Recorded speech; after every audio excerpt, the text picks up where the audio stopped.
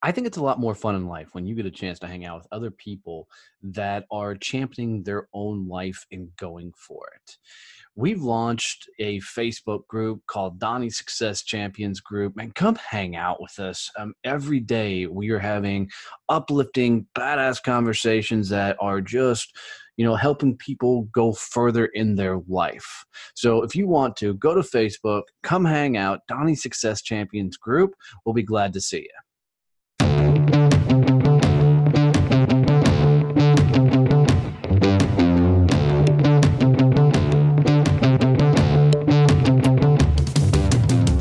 All right, guys, going to be a freaking killer episode. I've been looking forward to this one. Got a new buddy coming on the show. I think we met through LinkedIn, and we've had a few fun chats. But I'm bringing Jonathan Mitchell, and this should be a really, really good chat. But really good fat, that should be fun.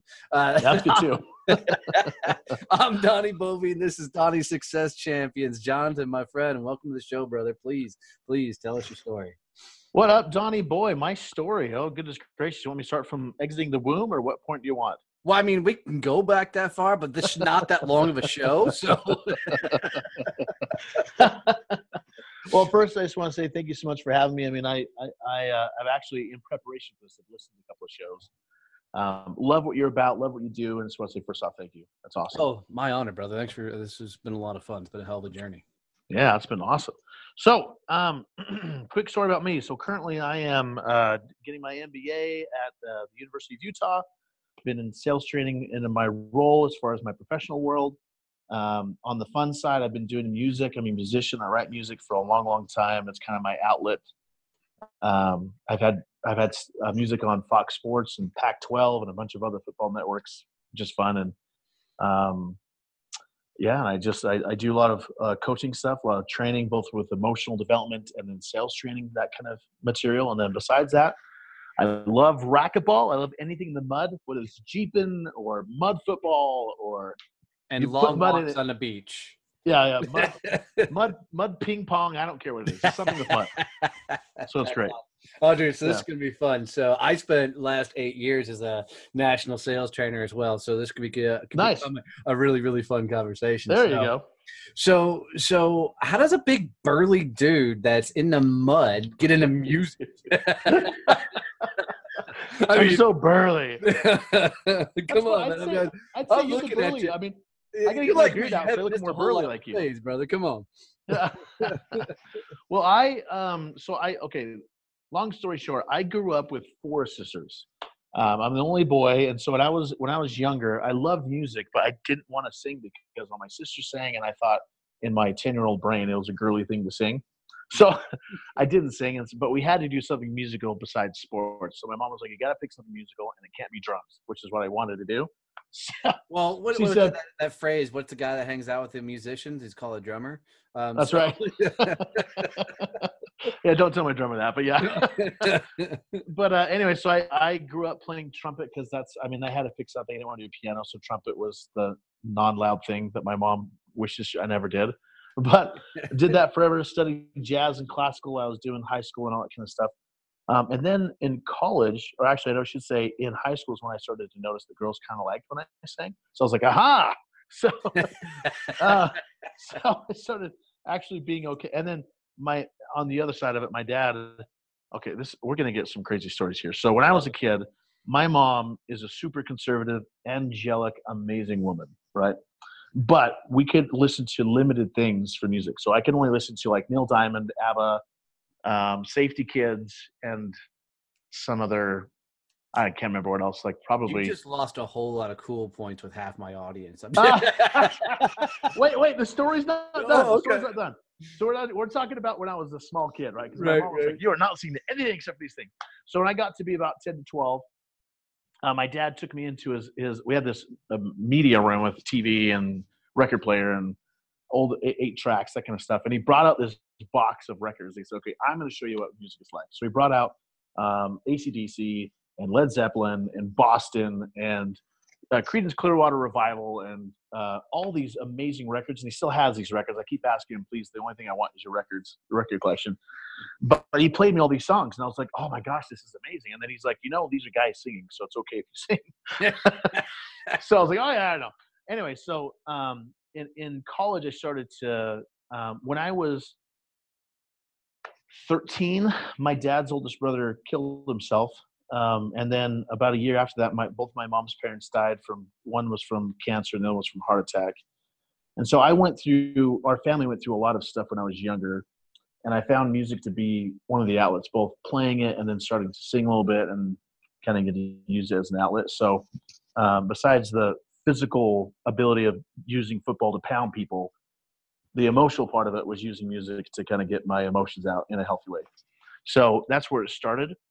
And then I started to get more into coaching when I was in college, and have been doing coaching now for 15 plus years, just working with people one-on-one, because it's, as you know, it's very rewarding to be able to help someone get past blocks or walls or whatever is going on to actually create an impact in their lives in real time. Oh, yeah.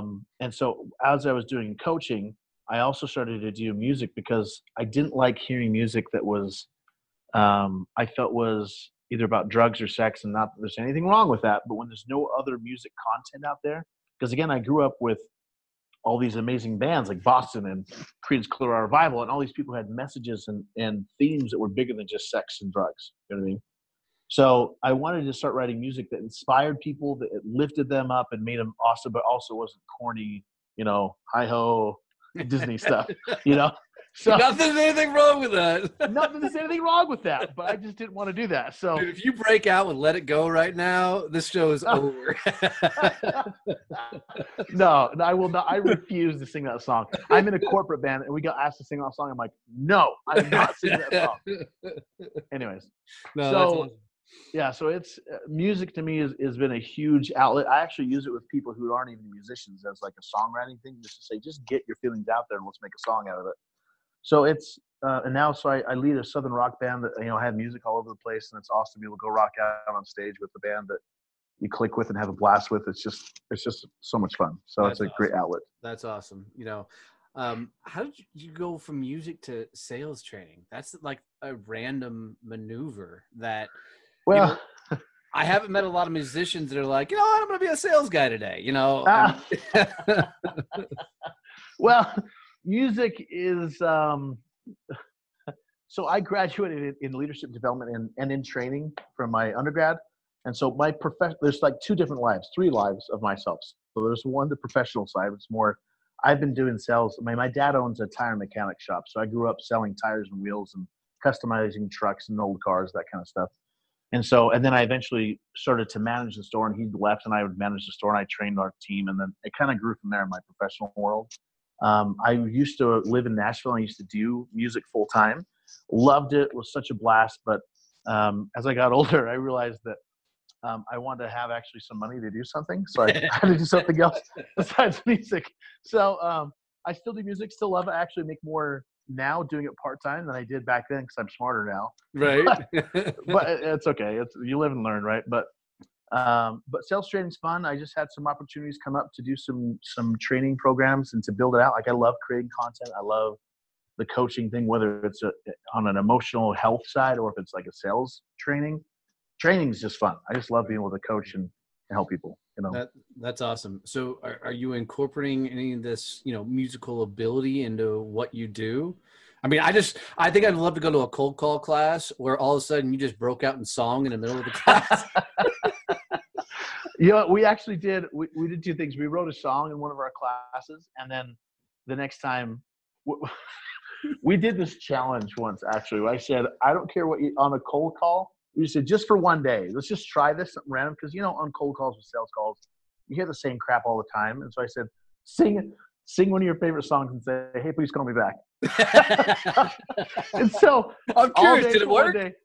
Oh, well, it got responses, but it didn't. I don't know if ourselves, but people call us back and be like, that was the most funniest thing I've ever heard. Because most of the people we worked with are not singers. So right. It was horrific. It was so funny. We had so much fun.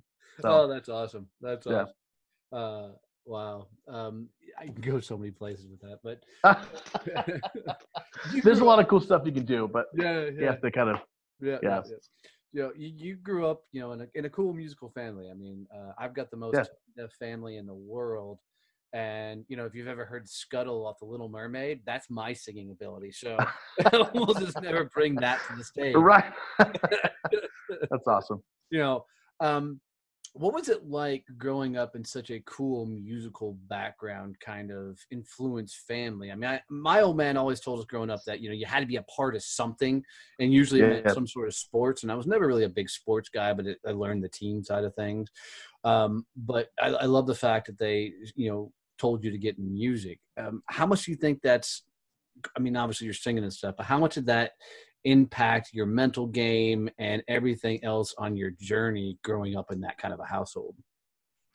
You know, I think it's helped quite a bit, because I feel like there's very few people who can balance the left and right brain type people, because there's some people who are so creative, they don't know how to communicate with the left brain, business, sales, numbers, that kind of thing. And so having both backgrounds of having the sales business side and then having the creative side, like I get creatives. I totally get it, because I have to tap into that side of myself to write music, right? But then on the business side, like I used to do sales training for musicians, specifically saying this is how you do business as a musician. Because most musicians have no idea what the fuck to do about business. They just know music and they don't know anything else. And it's funny because there's a lot of times where chiropractors and dentists and all these different places that are really good at what they do, but they suck at business. Right. So they're very creative, they're very good, they're very, very intuitive, but they just are not very good. And so it was amazing to me to see how many people needed just basic, simple help with business stuff. So in short, it's helped just because I'm able to use that myself and then be able to communicate with those on both sides. Right. So yeah, and here's what's awesome about it. So I have a buddy named Cody Jinks. He's in, you know, big. Oh yeah. We bartended together for a number of years Nice. at the White Elephant Saloon in Fort Worth, Texas. You know, and Cody's got a really cool story. I mean, he played big out in California, had a rock band out there, then came home, played a little bit, trying to figure himself out, and then, you know, found a way into country music. And I still remember the first time he sat on a bar stool and sang, you know, at a, you know, local place. But you know, people have watched his journey and they're like, dude, he's an overnight success. And I'm like, fuck you, buddy. That guy has been busting his ass in every dive bar for the last 10 to 12 years, you know. Oh yeah. Grinding it out. When you're coaching these singers and these chiropractors and everything else, I mean, how much is it you walking them through, man, that every day is a learning process, and, you know, this is just the shit you got to go through to become who you need to become? Yeah.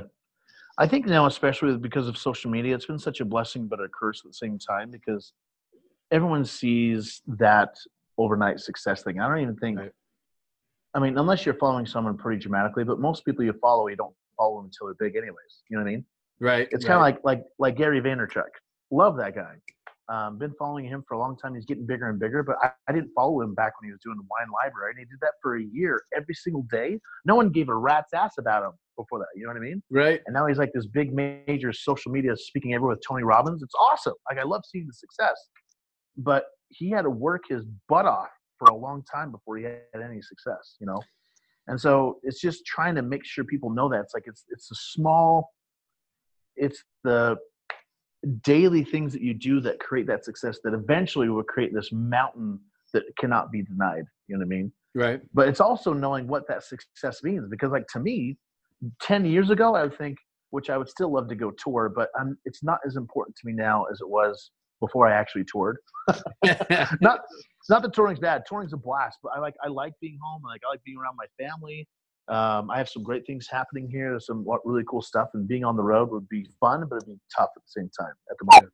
Yeah. But I'm having a lot more success with, like, placements with music, and that to me is success, because I'm doing what I want to do with music. I'm making money. I'm doing that kind of stuff. And so I think it's knowing what success means to you and not letting someone else's success saying, if I don't make that person success, then I'm not successful. Does that make sense? Yeah, no. Because you can't compare what someone else is doing to yourself. I mean, if you want something like unto it, awesome. Then you got to follow what they're doing, but you can't let what they're happening with their lives be what, changes what you think you should do with your own. You know? Yeah, it's interesting for me is I love telling people, I only jumped out of my own and started my own business a little over a year ago. And, up until that point, I worked for a lot of other people, and, I made a lot of people a lot of damn money over the years and just got tired of it. And I love telling everybody that I didn't understand what I was made of until I started my own company, because Right. I spent my entire ride, with an employee mindset, and it's a big leap going from the employee to business owner, Right. because now it's all on you. And it's very, very interesting to put you in a different perspective. As you're working with these guys, how hard is it for somebody, similar to me? They've gone to school maybe to be a chiropractor or be a dentist or Whatever. everything else, Yeah. and now they jumped out on their own and are trying to figure out how to be a business owner. How do you teach that? Because I want to know, because I'm still learning shit. Right. Most people are super humble. They're like you. They're hungry for success. They want to know what's going on. A lot of it's just I'd say half is skills and the other half is mindset. It's getting out of the place of saying, I have to wait for somebody to tell me what to do. That's the biggest thing with the employee, is that there's some job description, there's some semblance of systems and stuff. You can't do that as a business. You have to create everything, Right. So it takes a lot of obviously creativity, but it also takes like watching the success of others and seeing what have they done successful. Is that something I even want? And if it is, how can I implement that into my own life? I always believe in following seeds of success, whatever that is, wherever that is. If you can find it, follow it, and you will have the results you're looking for. Yeah, So I always say that's, there's two ways to look at life. You're either following somebody who's already carved the trail, or you're carving your own path. Choose. right, you're doing the other one, right? Yeah. Yeah. So it's interesting to me that you've got such a diverse background between the music, the sales, I do. the coaching. That's a lot of shit on your plate, man. It's a lot, yeah. I'm just looking at it being a podcaster, a speaker, and a coach. Those are three things, but they all kind of fit in the same genre. How are you managing all this shit? Well, I'll be honest with you. Music is at a point where it's kind of on a maintenance level. So like where I have a Sundance Film Festival's coming up in 3 weeks. And so we just got booked for that. Like I'm at a point with my band and in my music that I don't have to do anything. I just show up and go do my thing. Because I've done it for 15 years. I just go and enjoy it. It's fun. Right. So it doesn't take any energy off me. In fact, it produces energy. Coaching I've done for a long time too. It's just been something where I don't try to stress about stuff anymore. I used to stress out about things a lot more. Like I have to do this, I have to do that. And I'm kind of like, just go and let things, not that you let things happen to you, but I have to allow and be in the flow more often than trying to force everything to work the way I think it should be. Does that make sense? Yeah, totally. So, and I just follow what I feel. So like, I'm actually in a point right now, I'm getting my MBA in marketing. So I want to go into entrepreneurship marketing, and like the idea of having the skills and abilities to take any product or system or service or whatever and market it to be successful is exciting. I haven't done that in the past, but it's what I'm learning. So I feel like it's somewhere that I'm leading into. So I try to follow what I'm feeling. It's not what I've done in the past, but it's something that I'm excited about for the future.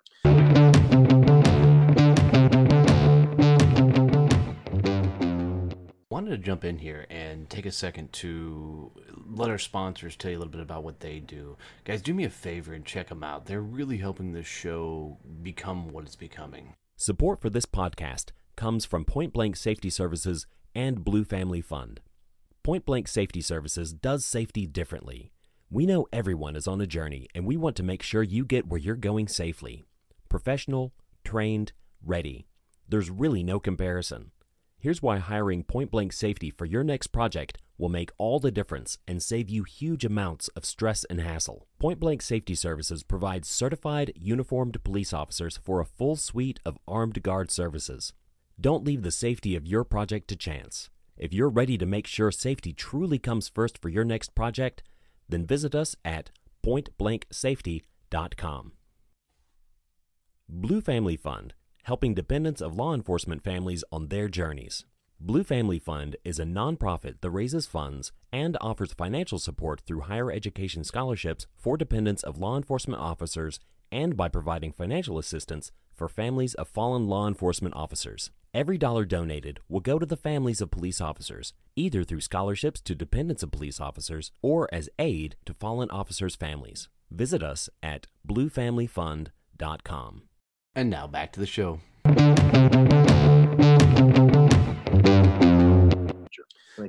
Well, it does, So, but it's also really interesting with me because I'm a firm believer the school of hard knocks is the best teacher in the damn world, yeah. and it's interesting. What made you decide to go through the MBA versus just going to get your teeth kicked in and figuring it out and then teaching it?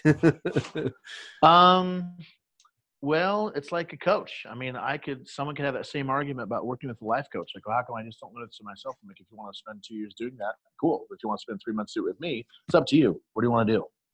Right. So for me, I mean, half the reason, I'll be honest with you, half the reason why I'm doing this is for the networking ability that I have at the school. I would not have anywhere else. Like, I could have done my online MBA if I wanted to. But I was like, I want to meet people. I want to be in the mix of it, which is half the reason why I do an MBA anyways. The other half is I would argue that it's 90% of the reason, but go ahead. Well, yeah, I mean, at least that. So, I mean, that's the biggest reason. And then secondly, just the content alone. It's funny sitting through it because I've been through a lot of programs through other people, like other life coaches and author trainings and all this stuff. It's so interesting to see how similar but yet different it is. I'm thinking to myself, I wonder how I could take some of this MBA stuff and make it in its own form. So it's giving me a lot of ideas because formal schooling is restricted by a lot of things, but they also have access to things that other trainings don't, right? True. But the other side of it is that the access they have to the programs they have. There's this huge entrepreneurship launching pad they have, which is awesome. There's just a lot of resources here in this particular program that I like a lot, or else I never would have done it. That's So awesome. That's awesome. for me, it's exciting. And if it feels good for me, then I follow it. If it doesn't feel good, I'm out. Right. So, No, I'm 100% the same way. And I'm usually a pretty gut decision. And I learned that really, really quick is dude, if it sucks, I'm gone quickly. But, so let's get a little tactical just because we both have a similar background. Talk to me about sales training and, what are some of the things a small business owner, could you drop, chiropractors, dentists, all these smaller business guys, what are some of the things that they can do to get out of being the tactician and, E-Myth style and working all the mechanics to get their ass out and start selling? Is that what you? Can I ask you first? Is that what you coach on in your practice? Is that for me, I'm more of the mindset guy, but I do know that people want the tactics before the mindset, even though it works the other way around. Yes, it does. Yeah, that's what's funny is that people don't get that the mindset is the most important thing, and then everything else follows. Yeah. So absolutely. Yeah. I'm of the school of go get punched in the face and screw it up, right? And then come back and then let's tweak it because I would rather have the guy that wants to go get beat up on a sales call versus the guy who wants to think about going to get beat up. Right. Yep. Right. Yep. So I mean, walk me through what's your philosophy on the sales side of things, because I love learning new things. Well, I agree with you. I hate role plays. I hate them with a passion. I will not do them. I despise them totally. I'd rather have someone get on a call and fail, blow up every conversation for a whole day long, and then talk about it. Right. Right. I want real-time experience because to me, role plays is just pretending and it's just not real. You can't do anything with a role play. Right. True. So I'm with you. I like the same mindset. I think you do learn a lot from actually doing it yourself. But at the same time, being a trainer, I know from creating systems and doing that kind of stuff, there's a lot of things I have created and implemented inside where I work with people now and then other places that it would have taken the company and or the team, again, a year or two to figure all this stuff out. But I can come in and say, okay, fail, but now let's try this system. And this is why you see it works because of this. Yeah. You know what I mean? Yeah. So like, as an example, it's having like, for me in sales especially, it's finding, whether it's a product or service, it's finding the reasons why someone would not work with you, right? And then using those reasons why they wouldn't work with you as a reason why to work with you. So as an example, it's just like saying, like when I was at Franklin Covey, we'd work with C-suite Fortune 500 companies on consulting as an example.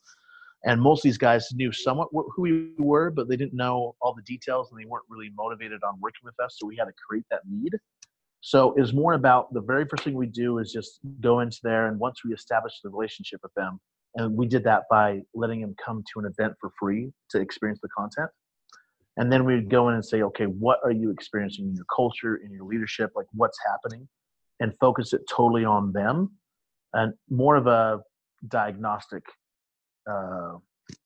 conversation, right? Right. To where you find out what's going on, what's going right, what's going wrong, and then finding out what would be most effective for them to implement something new, and then use that as the reason why they work with you. I know that's a classic way. The other sales side is like more like I've worked with retail stores where it's not that high level. It's just like trying to sell $500 to $1,000 worth of products on a one-time sale and it's done. Right. Those a little bit differently. But to me, the principles are still the same. It's coming in, like as an example, tires. My dad owns a tire mechanic shop, right? Tires is depending on the person, because I love talking tires and wheels, but most people out there don't give a shit. Right. They're just like, just put some tires on there and let it go. Like tires. I was like, wah wah. I know, everyone's like, check out. They just don't. I love it. Like, I love putting on tires. I love making a car look kick ass because the cars were. Anyways, I'm not going to talk about that because I can talk about that forever. Point is that people mostly don't care about their tires and wheels. They don't care. They just want it to work, right? So in such a low level entry, like people are not very passionate about tires, like 90% of the time. I had to find out, okay, what are they looking for? What are the biggest reasons why they're coming into my store to work with them? Because my dad's store was independent. We weren't part of a chain. We had to compete with like Walmart and like Sears at the time and Sam's Club and all these major places. We couldn't compete with their inventory, their prices, all that kind of stuff. So we had to compete with service and what we could give people, right? So as soon as someone walked in, I had to walk myself through the process of saying, what is this person looking for? Like, is it just price? Yes, but no. Like, they want to be treated good. They don't want to work with some moron kid in Walmart who has no idea what the heck they're talking about, right? They want to know that someone's going to be good with their vehicle, going to be safe, it's going to be reliable, price-wise is good. And so once you know those things, you can start asking questions in a way saying, would you rather have this being price? Would you rather have this being quality? Would you rather have this with service? Would you have this? And so you make these comparisons, this disparity. And as you work with people, you can use that disparity to your advantage to say, this is why it's good for you because of this. Here's what I love about it, because I agree 100% with everything you're saying, which is rare. I usually end up picking a fight with other sales trainers. I love it. So this is fun. But, here's what I love about you, and this is 100% truthful, is you're teaching what you went through.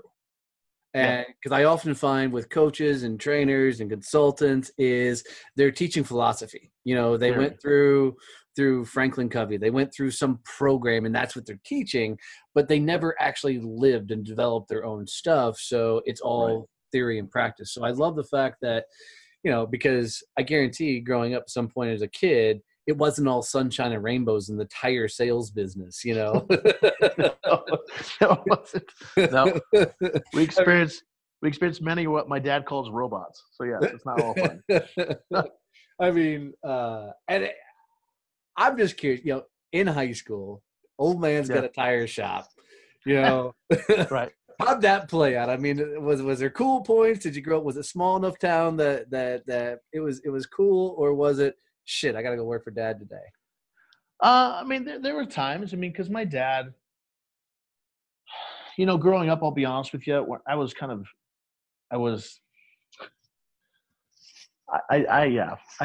very short-sighted. So when I was growing up, I remember thinking to myself, my dad can do better than this. Not that there's, again, anything wrong with running your business and doing whatever, but I felt stuck there. I was just like, I don't want to be here the rest of my life, In fact, let me tell you a story real fast, because this actually goes back to this very same point. So I remember when I was a kid, I started busting tires and sweeping the floors and that kind of stuff when I was 10, right? So my dad's a big believer in if you want to make money, you have to earn it. Right. And so I love that because it taught me work ethic, even though it pissed me off at the time because my friends got allowances and I had to work 5 hours a day for it. But it taught me how to work because now I can work anybody's ass off because it's just programmed, right? Anyway, so the point is, I remember being a kid when I was 10.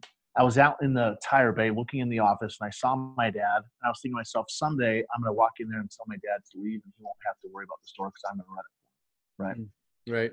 Right. And I remember, and it was just a fleeting moment. I never thought about it again for years. And then actually right in the middle of college, I was going to school full-time and working full-time.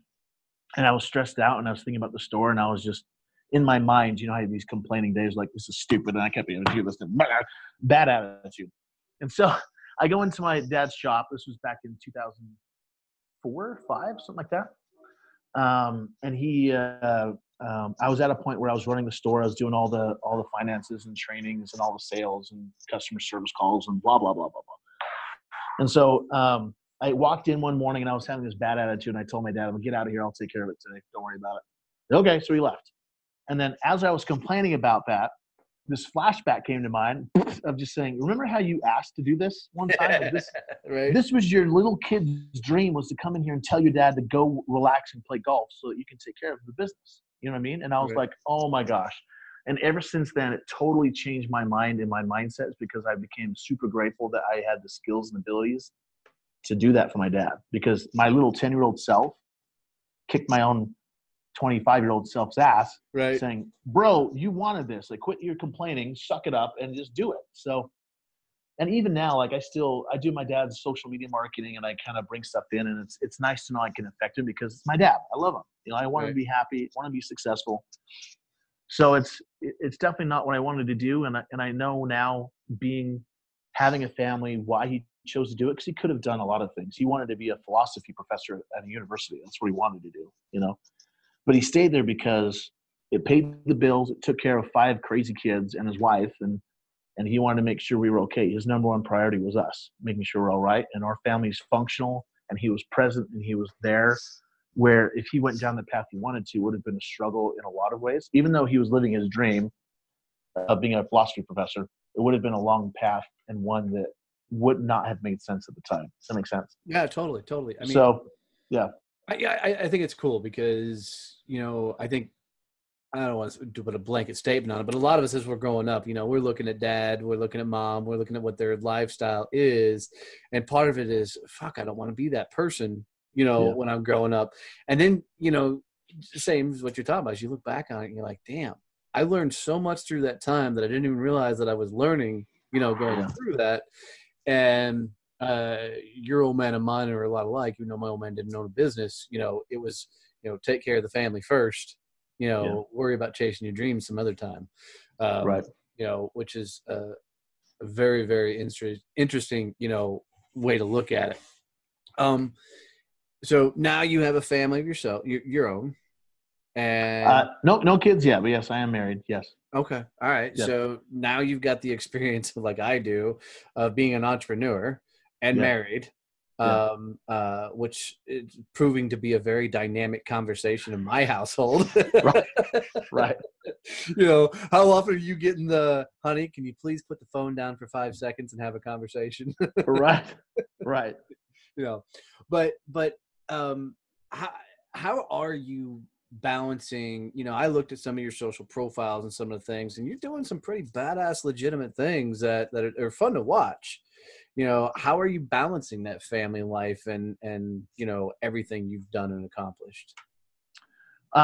Fortunately for me, my wife is a very, very hard worker as well. And so she needs time to herself to do things. And so we have a relationship where we're very respectful of each other's, I don't want to say alone time, but time we need to get stuff done.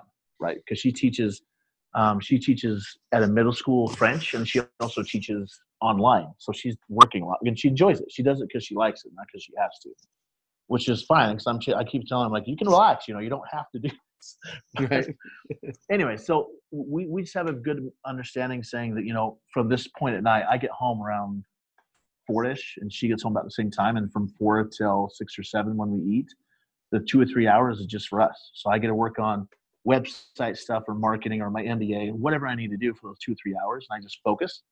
And she does the same. We eat around 7 or 8. And then last 2 hours of the night is just for us. We unplug. We don't talk to anybody. It's just for us to connect. Nice. And that's been very helpful, because before, when we first started getting married, or when we first were married, I mean, there'd go weeks where I'd be like, I don't think I've even hugged you for like a week. You know, it's just like, are we married? Or what's going on? It's so weird. But it's not, because you just get busy and things happen, and you have projects, and entrepreneurs, as you know, are 24/7. It's not unplug after 5 o'clock. But I've had to force myself to say, I'm only working at this time, and then I have to unplug. And I found, funny enough, I read this book once that talked about, I can't remember what I think it's called Full Engagement, something like that. Anyways, it talked about the power of resting, and it compared like physical working out and how important it is to rest in that, and also your mind and your job. how important it is to rest. And so I used to be, again, the workaholic in me, like my dad, work every day, 12 to 15 hours a day, all the time, blah. And as I've learned how to work my ass off for the 10 hours or 12 hours I'm working a day from work and whatever else, and then saying, okay, now I'm going to let go and just release, I'm more productive because I'm not as stressed out and burned out. Makes sense? I can prolong my activity. No, so, and I love it because, we have a rule in my household that it's the 8 o'clock whistle. And, every night when 8 o'clock hits, work's done. Unless you got to put out an absolute fire, everything else turns off. And, that's proved to be very healthy in our relationship. Now, my wife always jokes with me because I'm notorious for going and starting her bath just so I can go work an extra hour. But that's funny. But it's been fun, man. Where do you think this journey in ride's taken you? I mean, you've done some cool things. You've had some cool exposures. You're running a successful business. You got an okay band, I mean. Yeah, it's okay. Where's this all taking you, man? That's a very good question. I'll be honest with you. I'm in a weird place where I feel like I'm shifting in a lot of ways, in good ways. Because 10 years ago, I was more concerned about getting a record deal and going on tour and playing music. And now, again, not that it doesn't matter. And if Van Halen asked me to go tour and open for him, I totally would. But because I'm not going to Van Halen, if you're listening, no. Yeah. So Eddie, if you don't mind. Anyway, so but at the same time, it's like, professionally speaking, anyways.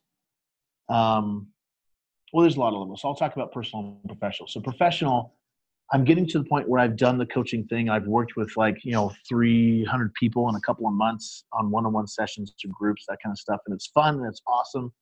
But I'm getting to the point now where I'm thinking bigger because I'm in Utah, and in Utah, there's tech companies after tech companies after tech companies that are just launching within 10 years. They're selling for billions of dollars and millions of dollars. Like Qualtrics down the road from me is about 30 minutes. They've been up and running since 2004, and they just sold for $3.2 billion, right?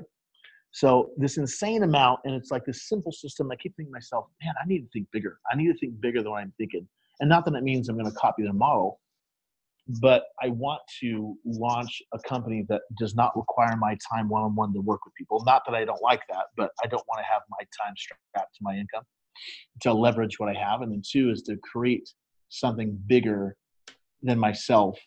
Because in the past, when I was younger, I'd have my band was called Johnny K and the Crew. So I had to be there because my presence was there. Now it's just called the Crew, just because I wanted it to be about the band. I don't want it to be about me, right?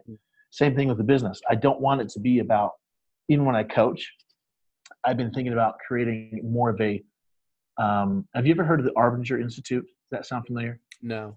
So it's kind of like Franklin Covey a little bit, but they have a group of people, but when they market books, they market the group, not an individual. Does that make sense? Yeah. So I've always wanted to start something like that, to where I created a brand that was about a group of authors or independent people like yourself. And so the group has the power instead of one person like myself. And again, nothing against Tony Robbins or Gary, but it's very personality driven, and it has an expiration date when they're no longer with us. Well, right? I mean, look at Zig Ziglar. So, right. I mean, the Ziglar Corporation is still around, but it is nothing like it was when Zig was in his prime. Yeah, it's not Ziglar. It's not Zig, right? Yeah. And so I don't want to create that. I want to create something lasting and impactful. Hopefully, will last beyond me, whether it's my kids or somebody else. So I'm more in vision mode and trying to build that. And personally speaking, my whole goal is just to be enjoying what I'm doing. Because in the past, I would do things that I hated for the money. And now I'm like, if I'm not enjoying this, I don't care how much it pays me. I do not care. It has to have both the money and enjoyment, else I'm not doing it. Yeah, that's huge. I mean, I think a lot of people go down that path on their, I don't say they do necessarily things they hate, but they take jobs that they only take because they're, right in front of them. There's no thought process to what skill can this teach me? What can I learn here? It's this is a paycheck. And that's been a huge thing I'm harping on, trying to talk to these younger kids coming up. I'm like, dude, don't go get a job to get a job. Go get a job to freaking learn something. Learn a skill set, that you haven't, learned in the past. So where do people find your music? Where do they find you? if they want to make fun of you as much as I have, how do they get in touch? Want to make fun of my safety kids background? Yes. And you just said that again out loud. I know. Only 100,000 people hear it. No big deal. It's fine. No judgment. Just so you know, I love Led Zeppelin. Still judge me.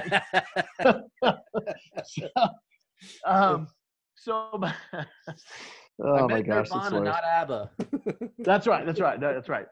Yeah, is it bad that I like ABBA? Is that bad? Can I confess that? I mean, next you're going to go Celine Dion, and you're just going to go full circle. No, it's going too far. No.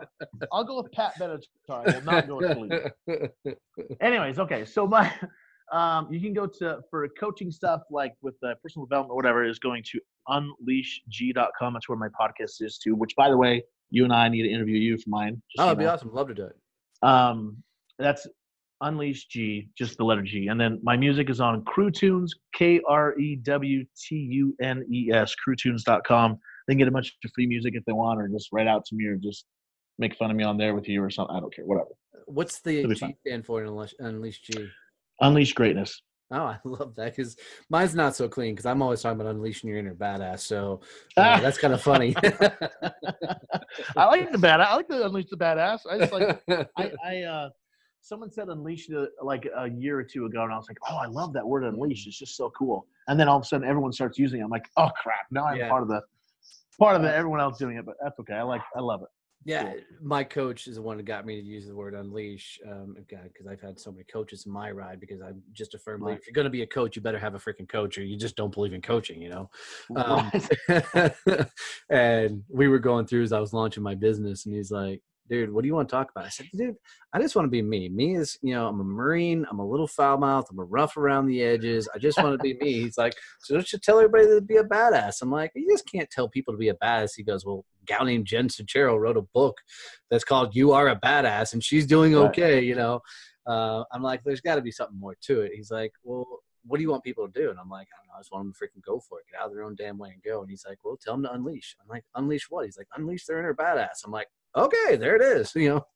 I love that. Yeah, so it's fun. That's awesome. So it's fun. I know you're a Marine. That's way cool. Yeah. 90. But usually you figure out somebody's a Marine because they tell you in the first 5 minutes. So Right.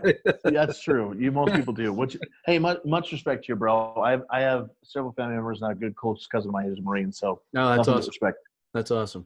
So, well, brother, I got to tell you, man, this has been a lot of fun. It's been fun getting to know you, having you on the show, and sharing your story with everybody. I've really enjoyed this. No, you too, man. Thanks for having me. Absolutely. So here's how I like to wrap up every show. And just so you know, I stumped some people with this, so get ready. I'm ready. Give it to me. If you were going to leave the champions that listen to this show, the people, they're small business owners, entrepreneurs. I get a ton of veterans, people in 78 countries right now that are listening to this show. If you were to leave them with a phrase, a quote, a mantra, a saying, something they can take with them on their journey, especially if they're stacked up against it and going through it, what would be that that phrase, quote, or mantra that you would say? Remember this. Probably one of my favorite quotes. Let's see if I can remember how to say it right.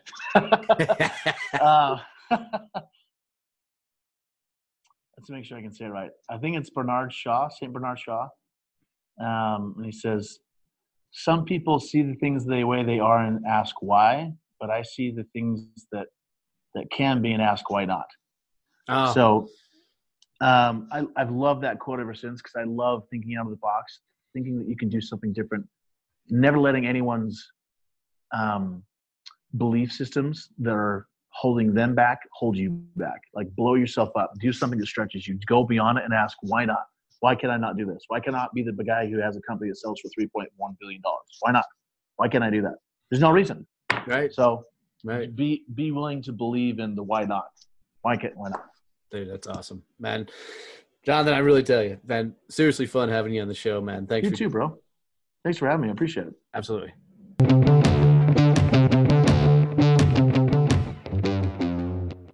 If you need content for your company and you're struggling to figure out what should I put out there, how should I put it out there, or what can I do to make my company get more exposure on social media, go check out successchampions.us.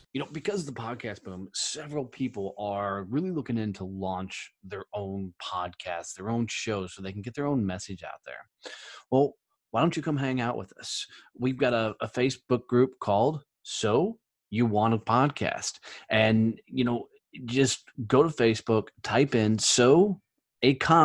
you want to podcast, and come hang out with a bunch of us as I teach everything that I've learned on my journey to running a successful, profitable show.